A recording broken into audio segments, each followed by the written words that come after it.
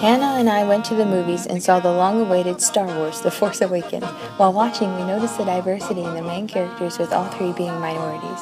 The characters were played by Daisy Ridley, a woman, John Boyega, a British-Nigerian man, and Oscar Isaac Hernandez Estrada, a Guatemalan-American man.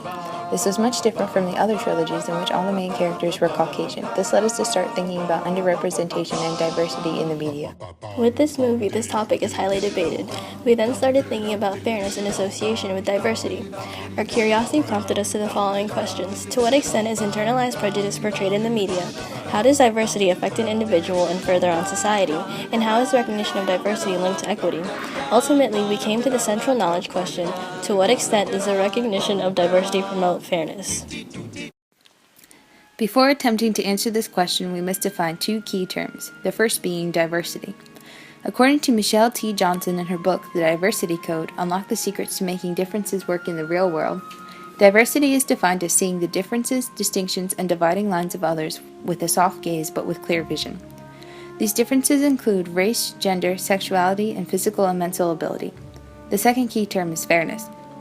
According to Aristotle, who was influenced by Plato, justice consists in what is lawful and fair, and fairness involves equitable distributions in the correction of what is inequitable. Plato states that fairness allows each of its parts to flourish, but not at the expense of others. In order to examine this question, we will first be analyzing it under the lens of human sciences as an area of knowledge. This will help to answer the sub-knowledge question: how does diversity affect an individual and further on society? In 1943, Abraham Maslow wrote a paper called A Theory of Human Motivation. In this paper, he postulated that healthy human beings have deficiency and growth needs arranged in a hierarchy. This became known as Maslow's hierarchy of needs. We noticed that the recognition of diversity appealed to the third and fourth levels, belongingness and love and esteem. In order to meet the belongingness needs, one seeks enlightening information. For esteem needs, people seek empowering information, which can provide them knowledge on how their egos can be developed. Enlightening and empowering information can derive from the ability to recognize oneself through others. This exemplifies knowledge through emotion as a way of knowing. Some little kids that wouldn't think that they'd be a part of something this big can see one of us and think, well, if they can be in there, why couldn't I? That's a very nice thing. An example in which people can gain enlightening and empowering information is through the advocacy of feminism. According to Oxford Dictionary, feminism is defined as the advocacy of women's rights on the grounds of political, social, and economic equality to men. This is in response to the oppression women have faced throughout history. For example, the United States has had a distinctive history of the oppression and objectification of women, which has included fewer privileges and protections for women in public and private life. This includes disadvantages in social, economic, and political power. The goals of feminism include equality between genders, equality in educational opportunities, equal sexual standards, and equal suffrage. Thus, feminism has allowed women to break free from these sources of oppression. By aspiring for equal opportunities, the abilities and rights of women are recognized. The recognition appeals to enlightening information, and an increase in opportunities appeals to empowering information. Promoting diversity increases fairness in the sense that more people are being provided with higher levels of psychological needs. It also increases fairness because it corresponds to the principle of fairness that calls for equitable distributions and the correction of what is inequitable. However, there are a multitude of aspects within the human identity that may be underrepresented or misunderstood. Thus, if only one of those aspects is recognized, they may not be truly satisfied in their belongingness and love and esteem needs. This relates to emotion as a way of knowing because the lack of knowledge from underrepresentation hinders satisfaction. This can be seen through Mindy Bagor's story in her memoir, Warrior Princess: My Quest to Become the First Female Maasai Warrior. In this book, Bagor, a white middle-class American, depicts her journey to become the first female Maasai warrior. The Maasai are a Nilotic ethnic group of semi-nomadic people who live in southern Kenya and northern Tanzania. She was credited for surpassing traditional gender roles and leading the way for Maasai women to become warriors. However, many Maasai people did not agree. Raren Ol Sign, a Maasai woman, stated that Bagor's actions were insulting to the many Maasai women and Maasai culture in general, especially all the brilliant women working towards equality for themselves and girls. As far as I know, Maasai women don't become warriors and don't want to be warriors. But if they want to and choose to, they don't need an outsider to come and fight their fight for them. We can fight our own battles ourselves, thank you. This exemplifies the Maasai people being pushed aside by someone more privileged and represented in their own cultural tradition, giving the satisfaction to Bagor but not the Maasai women. Thus, this shows the need for intersectional feminism. This term was first coined by Kimberlé Crenshaw. She stated that contemporary feminist and anti-racist discourse have failed to consider intersectional identities, such as women of color. Intersectional feminism covers several aspects and attempts to recognize diversity within feminism, increasing satisfaction for the hierarchy of needs. Once again, satisfaction in the hierarchy of needs augments emotion as a way of knowing, within the human sciences as an area of knowledge. We will now attempt to answer the next sub-knowledge question: how is the recognition of diversity linked to equity? According to Nina Bandelj in her book, Economic Sociology of Work, women are more likely to prioritize interpersonal relationships in the workplace, providing a useful strategy in the workplace. Thus, the recognition of abilities in a more diverse group of people also provides more opportunities for the success of others. Lack of recognition and opportunity to those previously oppressed may have prevented growth and advancements, and providing opportunity to the previously oppressed increases fairness. For example, in the 1990s, women constituted 49% of all undergraduate students. Also, the proportion of women receiving master's degrees in business administration jumped from 4% in 1972 to nearly 35% in the early 1990s, representing nearly a ninefold increase. In addition, the number of workers employed by women-owned firms nearly tripled from 6.6 million to an estimated 18.5 million people in 1996. However, Karl Marx's social conflict theory in sociology states that despite a large amount of diversity, there are still large amounts of inequality. This theory states that any cultural trait from this point of view benefits some members of society at the expense of others, which goes directly against our definition of fairness.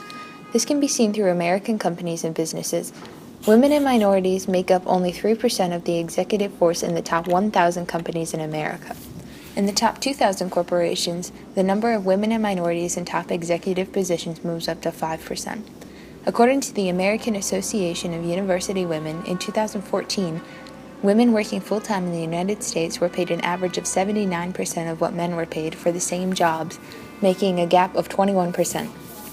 Also, among female workers, women of minorities had lower median annual earnings when compared with white and Asian American women.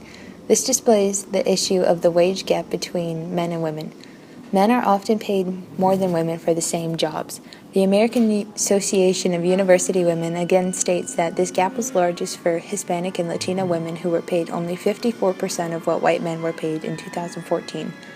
The smaller gender pay gap among African Americans, Hispanics, American Indians, and Native Hawaiians is due solely to the fact that those men of color were paid substantially less than non-Hispanic white men in 2014. Therefore, these present inequalities show that the recognition of diversity needs to move towards equality in diverse groups. However, to go against this, the strains of inequality expressed in the social conflict theory often act as a catalyst for social change. This can be seen through the civil rights movement and women's movement. Both of these movements seek equality and have encountered opposition from defenders of the status quo. Now we will be examining this question under the lens of the arts as an area of knowledge, in order to answer the sub-knowledge question: to what extent is internalized prejudice portrayed in the media? According to David Croteau and William Hoynes, media content is a reflection of producers, audience preference, society in general, and influence on the audience. Thus, since content in the media appeals to public interest, diversity within the content of the media would reach out to not only the majority, who have already been well represented. Being represented would also appeal to emotion as a way of knowing. Also, according to Judge Learned Hand, the First Amendment rests on the assumption that the widest possible dissemination of information from diverse and antagonistic sources is essential to the welfare of the public, that a free press is a condition of a free society. Therefore, diversity in the media would promote fairness in the sense that it would contribute to a free society. However, Croteau and Hoynes also state that there are issues of inclusion and nature of media roles. These issues are derived from stereotypical portrayals of different racial groups in the past. These include the Black Mammy, the Indian Maiden, the Latin Lover, and the sinister Asian Warlord. Do you know who we are? If you've only seen us in Hollywood movies, this is what you might think of us. Machine guns. We shoot rocket launchers. We hate smiling. And when we speak, we sound evil. Hernando, it's me. Please call me back. I lost the flip-flop. Hernando, I miss you. I miss your voice. They framed the brown girl. Another example of stereotypes can be seen through the white savior complex, which involves a white protagonist saving a minority in distress. It shows the white person as a hero while the minority is seen as helpless and unable to fend for themselves. So, to prevent stereotypes, the opinions of actual members of those races should be considered and play those roles. This can be seen through the speech Viola Davis delivered at the 2015 Emmy Awards. The only thing that separates women of color from anyone else is opportunity. You cannot win an Emmy for roles that are simply not there. Eileen John states that arts as an area of knowledge gives us examples of morally pertinent activities that we would not normally encounter and gives us an idea of how we would respond or feel in that situation. Therefore, representation of different identities in the media would increase awareness by expanding imagination as a way of knowing, which will then lead to further acceptance of diverse groups from the ignorant, thus increasing fairness to those who are silenced, oppressed, or ignored. This representation ensures that each part of its society, the majority and minority, are flourishing, but not at the expense of others, since all are recognized. This concept is found within a TED Talk by Chimamanda Ngozi Adichie. In this speech, she challenges the domination of white people in the arts, specifically literature. What this demonstrates, I think, is how impressionable and vulnerable we are in the face of a story, particularly as children.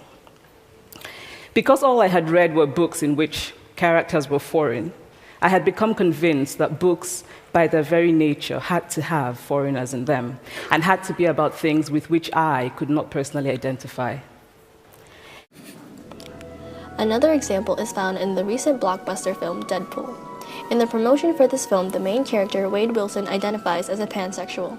Those who are pansexual are not limited in sexual choice with regards to biological sex, gender, or gender identity. Because of this, many people have become more aware of their sexual orientation. Also, many celebrities and TV shows have begun speaking out against issues, as well as informing about different identities. This is even seen through shows aimed towards children. I may have a form of autism. Riley, this is a serious problem. The girls your age start to drift away from STEM subjects, science, technology, engineering, math. The research shows that we tend to play the roles we think we're supposed to. Only because you're a man. I don't blame you. You were never taught not to be one. And then you add your whiteness on top of that. The police are trained to believe you. But when a woman says that she was raped, the law rarely takes our side. And definitely not when the man is not alive to defend himself. So we take other actions. Protect ourselves in a way that we know the system never will. They ask you all these questions. I'm getting bullied at school. I'm afraid to come out because my parents are religious and they'll hate me and so forth. It just breaks your heart. And they would say to me, could Luke be gay? And I would say, it's meant to be interpreted by you. If you think he's gay, of course he's gay. You don't know how to help me, Mike. You got no idea what it's like to be living down to the low expectations society has for you. Foster kid? Black kid? I must be headed for gangs, drugs, jail. I've been hearing this so long, I'm starting to wonder if they're right. Gender is a very, it's a fluid thing. Today I march to remember that I'm not just a me. I'm also a we. And we march with pride. What are you doing?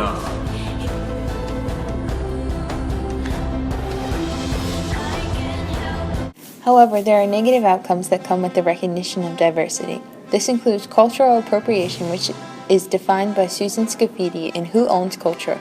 Appropriation and Authenticity in American Law, as taking intellectual property, traditional knowledge, cultural expressions, or artifacts from someone else's culture without permission. This can include unauthorized use of another culture's dance, dress, music, language, folklore, cuisine, traditional medicine, or religious symbols. It's most likely to be harmful when the source community is a minority group that has been oppressed or exploited in other ways, or when the object of appropriation is particularly sensitive, such as sacred objects.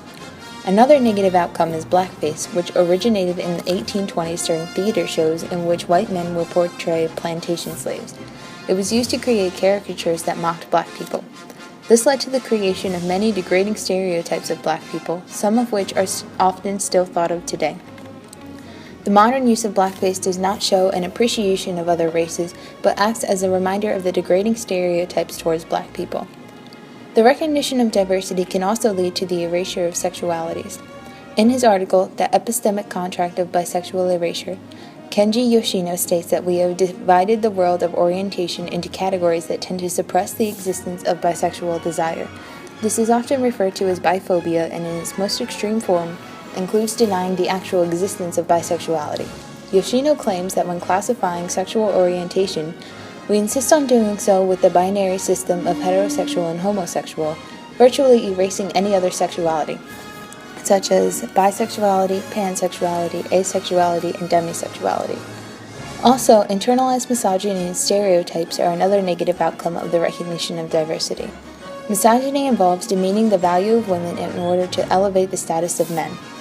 In the book Sex Roles, a Journal of Research, authors Dawn M. Szymanski, Arpana Gupta, Erica R. Carr, and Destin Stewart state that because women in both the United States and abroad often live in patriarchal cultures, many women are exposed to various forms of sexism that come from a variety of places, including in the media, religious institutions, political and legal systems, places of work, and familial and interpersonal relationships. After constantly being exposed to sexism, women eventually internalize these beliefs and therefore apply misogynistic views to not only themselves but also to other women. Lastly, mental illnesses are often stigmatized in the media, often subtly, leaving people with untrue stereotypes of those who suffer from mental illness. Stereotypes often portrayed by television and the media are that those with mental illnesses are violent, unpredictable, and they don't get better. Similar to the minorities affected by the white savior complex previously mentioned, those with mental illnesses are often also portrayed as being helpless without someone to save them. Being portrayed stereotypically in the arts, specifically the media, affects the knowledge given about those minorities, negatively impacting emotion as a way of knowing. However, experiencing the customs and traditions of a culture is not always appropriation and can sometimes be considered appreciation. Cultural appreciation may include taking the time to learn about and understand the culture and its traditions. This also includes understanding what the element means to the culture before adopting it. Thus, appreciation would give fair recognition since it decreases offense, appealing to emotion as a way of knowing. Going back to the real-life situation, having minority actors playing the main roles in an international multi-million-dollar movie shows increasing representation, which shows steps of progress towards fairness. However, the lack of females shows that there is still work to be done. Although there was a Vietnamese woman cast for the next movie, appealing to not only females but also people of color. Also, the director stated that there would be at least one openly gay character in the next film, appealing to the LGBT population. Fairness is apparent in the human sciences as an area of knowledge because it satisfies human needs, specifically belongingness and love and esteem needs, according to Maslow's hierarchy of needs. It also recognizes the abilities of those who may have been previously ignored, as seen through the advantages women can bring to the workplace by prioritizing interpersonal relationships, according to Nina Bandel. Thus, this corrects what has previously been inequitable, not at the expense of others. Fairness can also be seen in the arts as an area of knowledge because it contributes to a free society. This is seen through the spreading of information from diverse sources to both the majority and minority. The arts also expands imagination as a way of knowing by increasing awareness through increased representation in the media. This leads to increasing knowledge to those who are ignorant of diversity, which increases fairness to those who are oppressed or ignored. Therefore, through Maslow's hierarchy of needs, increase in opportunity, and representation in the media, we can see that increasing diversity does, in fact, promote fairness, through emotion and imagination as ways of knowing. However, through exclusionary feminism, the social conflict theory, stereotypes in the media, cultural appropriation, blackface, erasure of sexual orientations, and internalized misogyny, the limitations to the fairness produced is seen. After taking all of this into consideration, we went back to the central knowledge question: to what extent does the recognition of diversity promote fairness? From our reflection, we have concluded that diversity fosters fairness to an extent. However, increasing equality still needs to be emphasized. This argument is relevant because the United States is one of the most diverse countries in the world, and this diversity needs to be recognized and appreciated. However, recognition and appreciation needs to take steps towards equality to further promote fairness.